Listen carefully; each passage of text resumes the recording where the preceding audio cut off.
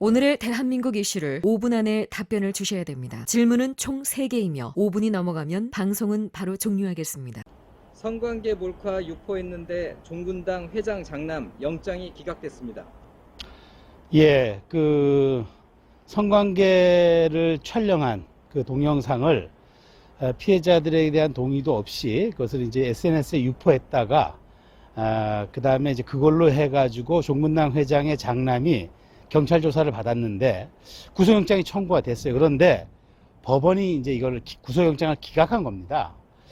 정말 이 사건에서 저는 이 현재 사법부의 부족한 성인지 감수성을 정말 제가 아주 다시 한번 느꼈는데요. 구속영장을 기각한 이유가 2가지랍니다. 첫 번째가 일단 이 피해자들의 얼굴이 나오지 않았고 바로 이 사람이 삭제를 했다는 거예요. 두 번째, 이 사람이 이제 이 성관계 동영상을 촬영한 데 대한 피해자들이 이 사람에 대한 처벌을 원치 않았고 또 이 사람이 조사를 받는 태도가 아주 나쁘지 않았다 이런 이야기입니다. 그래서 영장을 기각을 했다. 이 2가지예요. 자, 생각해 봅시다.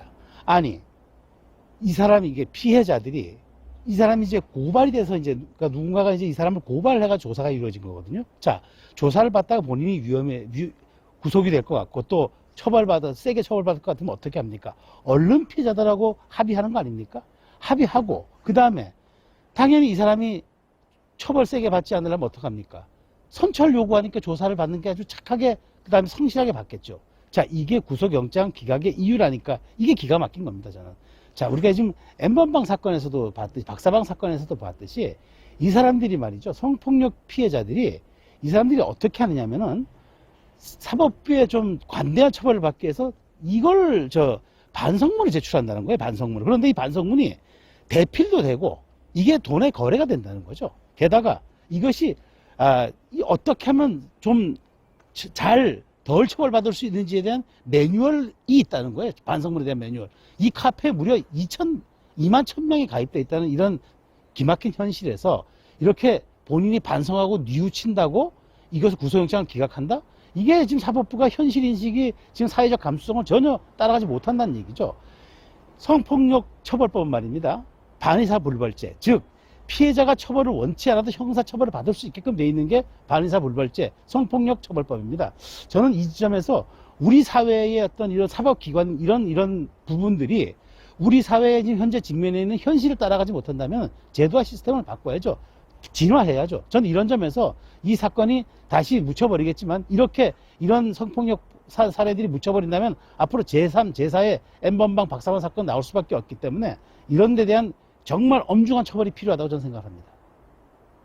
잠실운동장에 선별진료소가 설치됐습니다.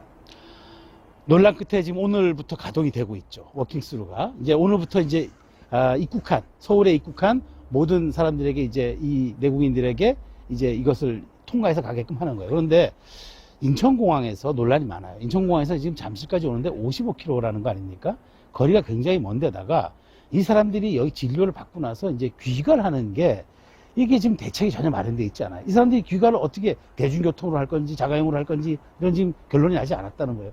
지역 주민들 얼마나 불안하겠습니까? 잠실이 말이죠. 주거밀집 지역이에요.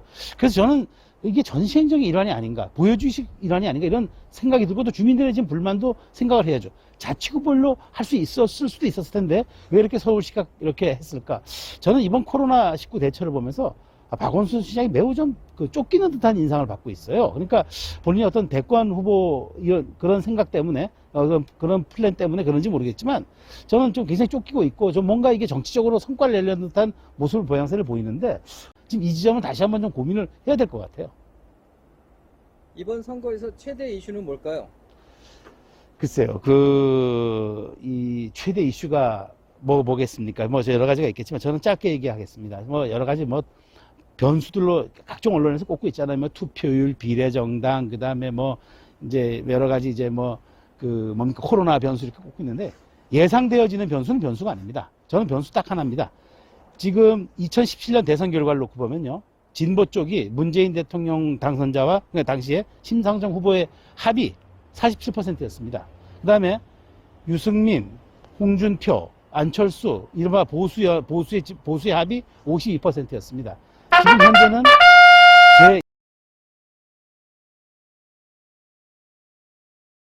양강 구도로 진행되고 있어가지고 지금은 서로 이 부동표도 적어요. 지금 15% 이내로밖에 안 됩니다. 이 보수가 52%의 총합표를 가져올 수 있느냐, 이게 가장 큰 관건이에요. 지금 진보는 문재인 대통령의 탄핵, 조국 명예회복 지금 탄탄히 결집하고 있는데 과연 보수 진영은 어떻게 52%의 결집을 가져올 수 있는 메시지와 전략을 낼 것인지, 저는 그게 가장 큰 관건이고 남은 열흘간의 선거의 최대 과제라고 생각을 합니다.